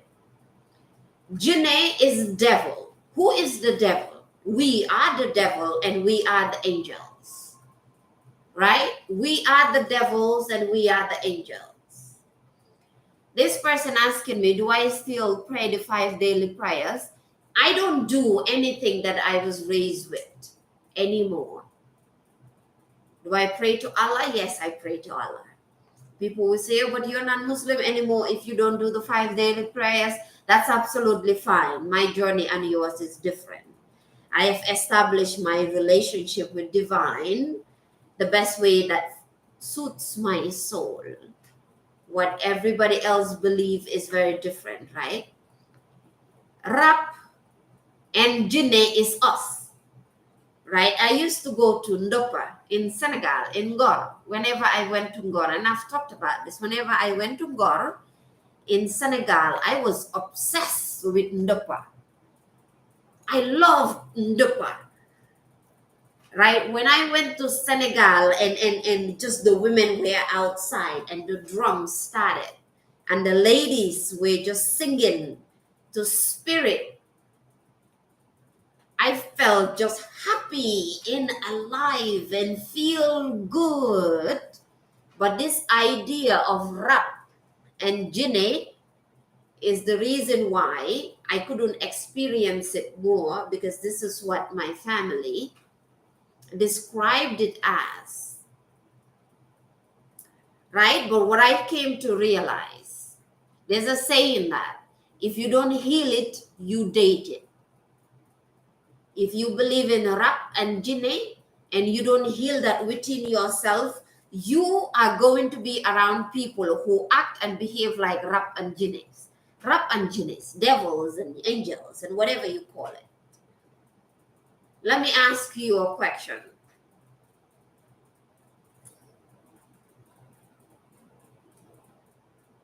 Do you think maybe we are in hell? Maybe all these things and the raps and the jinnes and whatever. Do you believe we are already with them? I think jinne is like ghosts. Do you think they're already here? Are we already in hell? Or are we in heaven? Or we are in both hell and heaven? Is it already here? People say when you die, you go to hell. Or when you do this, when you do that, when you do that, when you die, you're going to go to hell. Right? I love reggae music, listening to reggae music and all these things. And they're like, you die, music is going to take you to hell. Everything that suits our soul is going to take us to hell. These were the questions of my healing journey. Because, like I said, I started asking these questions at 8 years old. Funny, you had that thought before. Yeah. People who are possessed can be called jinns and raps and the devils and whatever. But everything that suits our soul, they say when you do it, if you die, you're going to hell. I started to become free within myself when I said, okay, and I've mentioned this before, okay, all these things that I like, they say when I die, I'm going to hell. I want to listen to Bob Marley. It actually started with Bob Marley. I want to listen to Bob Marley. I want to listen to Richie Spice. I want to listen to Luciano and Coco T. If they die, they're going to hell, and I die and I'm going to hell, then I'm fine. Because I would love to be around Luciano and Richie Spice. This was my childhood mentality. It's supposed to dig deeply to understand where they're coming from. That's how knowledge goes. Absolutely, right? The deeper you dig, the deeper you understand the ideas that we have, where they came from, then you understand more. Most of the stuff that we do that's considered jinne and rap king, right? That's like deep into African spirituality and African culture. But these are things that are said to be demonic. Oh, you are a Muslim, you shouldn't do that. Oh, you are a Christian, Jesus is going to get you. Everything African is considered bad. Have you ever asked yourself why? People bleach their skin. Why? It's not really because they hate themselves. Somebody taught them something. In our cultures, we're taught that everywhere around the world. And skin bleaching, by the way, is not just an African thing. Is in Africa, is in the Caribbean, is in the Asian communities, and in Asian you have the Indians, you have the Chinese, you have the Japanese. It's in there. Is in Latin America, heavy in Latin America. It's right here in America. People bleaching their skin and changing their skin color is a mindset that was given to us. It's a mentality. It's not about what was wrong with these people, but it's a matter of what happened to them. What happened to them? Halal Sifaro rap, I do believe those exist. Skin bleaching is cultural conditioning. Absolutely. Okay, King, I can see that you probably Senegalese, maybe, because you are right in the Wolof in Senegal. I love it. It will exercise my brain. Lo halat si faru rap. Faru rap, as in what? Danu rap. I do believe those exist. I believe we're spirit. We're spirit. We are spirit. We are spiritual beings. We're spiritual beings. It's how we look at ourselves. Because when you go deeper into the healing, right? You're able to see yourself in someone, and you're able to see them in yourself. I can use myself as an example. Many a time when I come out in social media and everywhere, I get a lot of young girls, especially a lot of young Gambian girls. Now though, especially given that my Instagram is connected with a lot of Nigerian businesses. I do get also some girls from Nigeria. But before, it used to be predominantly Gambian girls who always told me that they saw themselves in me. Now, at that time, I didn't know myself. I was in pain. I was hurt. I hated myself. So I was like, these girls, why do they like me? I used to ask that question. But I realized some of the things that I was doing that was considered radical and that I was destroying the young people, it was basically touching their soul, right? Because they believed in what I was doing, they believed in who I was, and they saw themselves in me because we are soul, we're one. Half of what I'm telling you is my life experience, but you are relating to it. So I am just a mirror of your soul. I'm just a mirror of who you are. The things I'm talking about, some I had to learn the hard way. Some I had to go through deep depression and pain, therapy to learn about it. Some I had to go through the pain of realizing that, okay, I'm Muslim, born and raised, but Christians are talking about something, Hindus are talking about something, but I've been told that I couldn't talk to these people, I couldn't do what they do, because if I did it, I'm going to die and go to hell. So there was that pain too of getting over that. Dan rap is like going to the black church, and then when the singing, right, and the spirituality, the spiritual songs is called the spirituals. When these things are going on, you see the people just feeling it. I'm not talking about the people who fake it, because I've seen one who faked it in the black church. I've been to the black church, right? But where the spirit gets into you and it reaches your soul, that's what we call danura. But is that real? Is it really danura in the way that I learned it? I don't know about you. It's the truth. So basically what I do, I just keep questioning the things that we were told, the things that we believed in, right? We believed in, especially for me, right? And the way that I was raised. The people from Casamance is a place in Senegal, very close to the Gambia. We had to run away from them because all this spiritual stuff and the jinnis and the raps and the witches and the things and the things that they were doing. But have we ever stopped to really question, why should we run away from the people in Senegal, but it's very much okay for us to pay so much money and go to Mecca? I know this is controversial, but just ask yourself the question. Hello, Mariam. Mariam Kujabe. Just ask yourself these questions, right? I'm not giving you any belief. Don't believe in anything. Don't even believe in what I'm telling you. But research it and look into it and ask yourself these questions, right?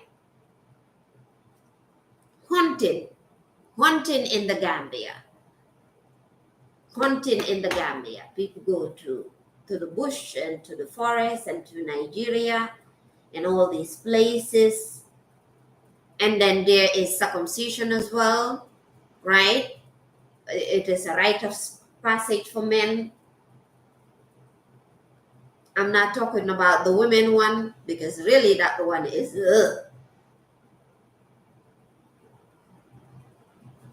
I want the Senegambia back. Right? So ask yourself these questions. These are traditional things that we do. But why is it stopped? Why is it seen as less than? The things that we need to know Why don't we learn them? Like the person on Facebook who was asking me about citizenship in Europe. Why is it that the first thing that we think about is, oh, I experienced this. Oh, you're having good grades in school. It's time for you to go to Europe, to America, to Scandinavia and study. But then we don't stay in the Gambia, we don't stay in Africa to learn about our own culture. We would go to other places, we would go to Mecca, we would go to all these places, right? But we don't go to Nigeria and Sudan and Ghana and Casamas, to all these traditional spiritual places to learn, okay, what were our ancestors way back doing before us, before Christianity, before Islam, before all these things? Why is the devil black? Hey, Jahadukure! Jaha, we need to reconnect, right? Jaha is a very powerful woman talking about female genital mutilation. I think that's a powerful thing to talk about. We really need to connect again, Jaha Dukure. Because I remember I used to be Jaha's bully, but Jaha loved me, right? I used to bully her, but then I'll go to her home. Jaha's absolutely amazing. They wrote the story for us. We didn't write our story. How are we going to believe in ourselves? Well, we rewrite the story. All about that is the system, and also we don't know our story. Then we learn about our story. Then we ask the questions, right? It's the system. The system is the matrix. But like one of my coaches said, the number one thing about the matrix is saying that there's no matrix. So it's basically, okay, so let's not talk about who wrote the story, who whatever the story. Let's come now. What can we do now to rewrite that narrative, right? From years ago, there are scholars, there are psychologists who rewrote the story. Sheikh Anta Diop has so many books about these issues. When did Sheikh Anta Diop die? A long time ago. We have ancestors who talked about this. Dr. Amos Wilson, when it comes to African psychology and Black psychology. Right, I'm not talking about that. I'm talking about now. See, we cannot do the blame game anymore. We have our scholars, we have our people who rewrote that story, right? Obviously, we have to go to the history and come back now, but I'm talking about us. See, I have been on the road of talking about, oh, what they did, what they did, what they did, what they did. I did that. It didn't help until I started talking about, okay, what are the things that I'm doing now that contributes to that idea? That's the problem. Right now, we believe, okay, oppression, but many of us, we're oppression ourselves. If you study the songs, the reggae songs, if you really, really study roots and reggae, from Cocoa Tea, I was listening to Cocoa Tea when I was 5 years old. If you look at reggae songs from Cocoa Tea, from Bob Marley, from these people, the wisdom is in there. They explained everything. So when you begin to study these things to understand, okay, why are we where we are right now? It's because these things don't make us feel good. We want to talk about them and not necessarily us and what we are doing now to participate in that. We have to participate into our own healing.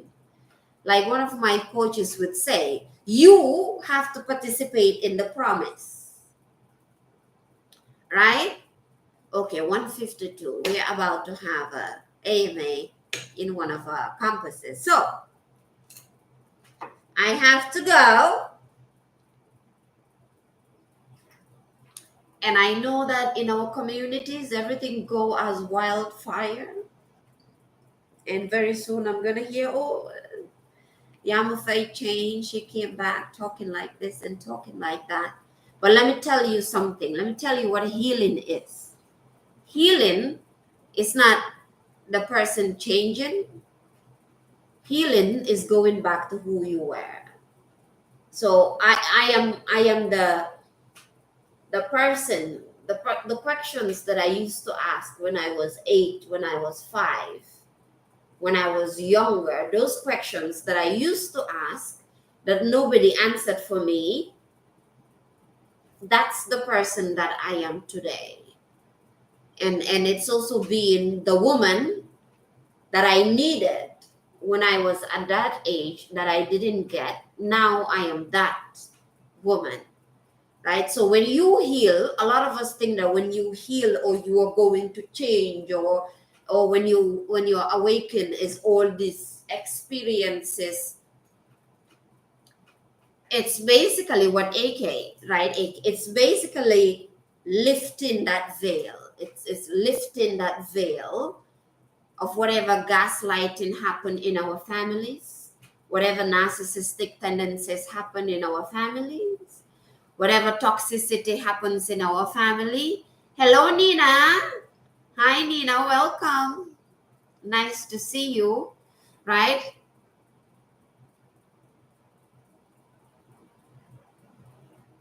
Can I ask you a question as an African woman?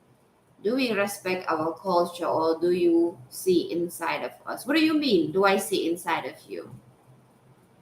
Hi, Sainabu. Thank you. Hey, do we respect our culture or do we see inside of us? What do you mean, do I see inside of us? In terms of respecting our culture, it's not real for me. It's not really about respecting the culture. It's about knowing the culture. There's no way you can learn African culture and understand African culture, right? And not feel so confident and alive, right? You don't even have to respect it. The moment you learn, okay, let me tell you, AK, how I feel it. This is how you see it, that's absolutely fine. I'm telling you how I feel it and how I see it. Not knowing, ignorance is one of our biggest problems as a people on the whole, whatever color, white, black, yellow, green, purple, orange, whatever color. Not knowing is one of our issues, right? I was curious, like I said, from 5 years old of what was happening. So the reason I say it's not even about respect is that in my experience and in my journey, AK, the moment I began to really seek deeper, to understand more, to learn more, if anybody relates to this who have done African history and African psychology, please talk to me, right? The moment I have began to learn African history, Black history, African psychology, Black psychology, just to understand, for me, it wasn't, the idea of respect didn't even come to mind because automatically you feel alive, you feel powerful, you feel strong, right? Something gets into your soul. For me, this is how I experience it. And me putting on, right, Professor Small, is being African is not just wearing or talking African. Being African is what's happening deep within your soul and how you see yourself, right? So for me, it's like just soul wise, going back to African spirituality and going back to all the things that I used to love when I was a child. It just automatically felt absolutely good, to the point where I play Ndopa on YouTube and sit down and watch it, which is why I say it's not about respect. Because for me, I've been on this journey for 10 years, believe it or not. For 10 years now, it didn't even, I didn't think about respect until you wrote it now. For me, it just made me feel alive. It just felt good. And when I talk about it, it's with so much passion because I'm so passionate about it. That's what it is for me. And that's how I felt it. That's why I say it's not even about respect. The moment you start seeking about yourself and who you are, most of us did not even know, or maybe I personally, I never really understood why living in the Gambia, I saw white people come into Gambia and go into all these, the people that do the settlement and all these spiritual stuff. I love them, but I couldn't understand, okay, why are these people doing this? And why are they a part of this? Isn't this not their culture? And along my journey, I realized that when it comes to African spirituality, it heals the world. Like, it's the thing. It is.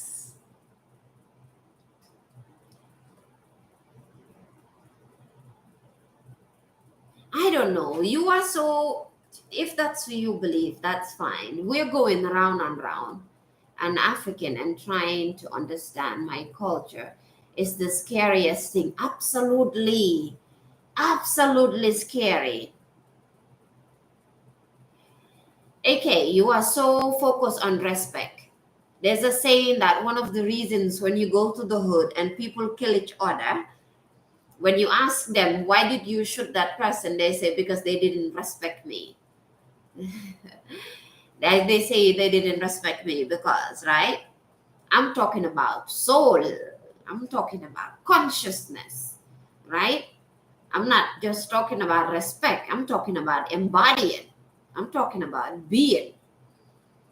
The person that said that you're learning about African culture and it's the scariest thing. I'm telling you, it is so scary that sometimes you're not going to sleep. But when I talk about, okay, I'm sorry, AK, I'm going to ignore you, right? For now, that's something you need to work on. When you work on it and you move past that, we can talk more. But I'm going to ignore you for now because we're going round and round. That's a habit too. Probably a habit you have. So maybe look into it, right? Thank you, sir. It's scary. Like I said, because of all the preconceived notions, because of all the ideas that we have in my country. For me to understand the culture, I have to go through many rituals. I don't know about blood sacrifices. Maybe you can, I don't know about that, right? I mean, again, it all depends on the preconceived notions. It all depends on the ideas. It all depends on what you think. It all depends on what you believe. It all depends on how you're raised. It all depends on what you were told, right? It all depends on what spiritual way you want to go. You have to see that for yourself. Personally, I'm going to say, like the last card said, let me read it for you right now. A spiritual gift of healing is coming to you now. Be open without expectations or preconceived notions and allow the healing energy to help you find the best solution for any situation that does not appear to be as it should be. Expect your miracle. I'm going to leave it at that for you. So now you see how that feels for you.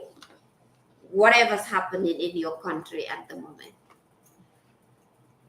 To everybody, thank you. I love you. Girl Wake Up Podcast. To Nina, thank you.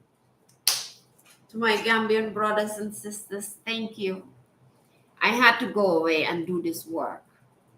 Right? I'm still the same person. Everything that they said, or she wears bikini, or she's naked, or she's nude, blah, blah, blah. You're going to see more of my naked pictures. I'm kidding. It's the same person. The only difference is I have truly and authentically and 100% embrace myself and who I am and the things I used to love and the things that I wanted to do and the person that I wanted to be and the places that I wanted to go and the things that I wanted to talk about. That's the difference. The difference in me now is that I have truly, truly embraced myself with my awkwardness, with my craziness, with my radicalness, whatever else people said. I just fully embrace all of it. Because now I understand not everybody is going to understand your journey. A lot of people will not understand your journey. A lot of people will want you to do things the way that they think about it or the way that they see the world. Muji would always say, we all live on one earth. So we all live on one earth, but we have different worlds.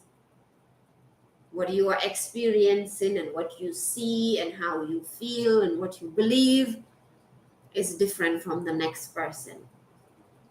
And Muji will always say, and I talk about Muji a lot. Muji is a Jamaican spiritual teacher, but he doesn't call himself a spiritual teacher, and he lives in Portugal. And he would always say that, look at it this way.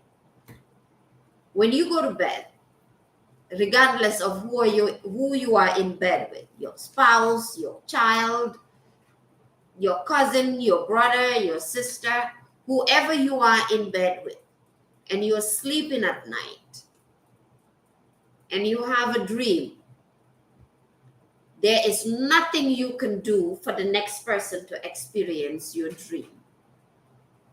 The only thing you can do is to tell them. And even when you tell them, they will never experience the dream the way you experience it. As a child, one of the questions that I used to ask, why is this person in pain and I can't feel their pain? Have you ever asked that? Why can't I feel this person's pain? Somebody might be so sick or broke their leg. A friend of mine broke his leg, or going through so much hurt, and they're sitting there, they're talking about their pain, and I'm saying to myself, why can't I feel it? Why can't I feel the way that they feel? In school, a lot of people will tell you that I used to go around poking people. I used to go around poking people with needles. I'll poke them or I'll pinch them. And they thought I was being a bully. And really, I wasn't being a bully. I was just so fascinated. Why can I not feel when they say it hurts? Why can't I feel their pain? It's about growing and finding peace in your own way. It's Kuja, by the way. Kuja, Kuja, Kuja, where? Kuja, Kujabi, Kujabi, Kujabi. Nose? Is it nose? No. Right? Hello, Swaz. You came at the end. You came at the end. And saying ka man labur nga nyo sa Instagram wala nga boka sila def, but you always working, right? Part of the matrix. Always working. Don't mind me. I'm talking to my older brother. I do this to them. Anyway, people, ask yourself these questions. Believe me. Ask yourself these questions. Why do I do the things I do? Why do I believe the things I believe? Why do I think the way I think? question everything: the food you eat, the place you live, the ideas you have, right? The idea of everything, of religion, of marriage, of growing up, of childhood, of education, everything. Why are you the way you are? Why do you do the things you do?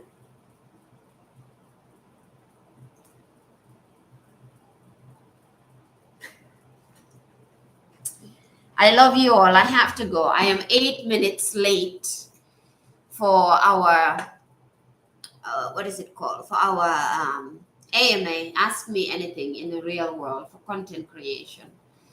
Yeah, I'm always in some type of school. So I'll see you later. Hello, Ibu. Bye bye. Which Ibu is that? Hello, Ibu. Somebody I want to see, and he's been on my mind, and I don't know where he is Ibu Karayol.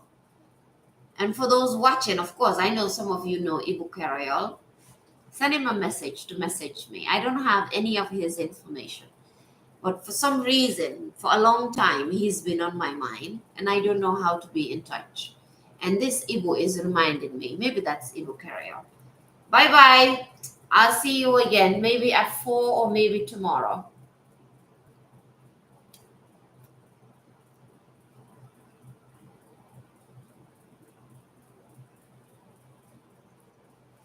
Ma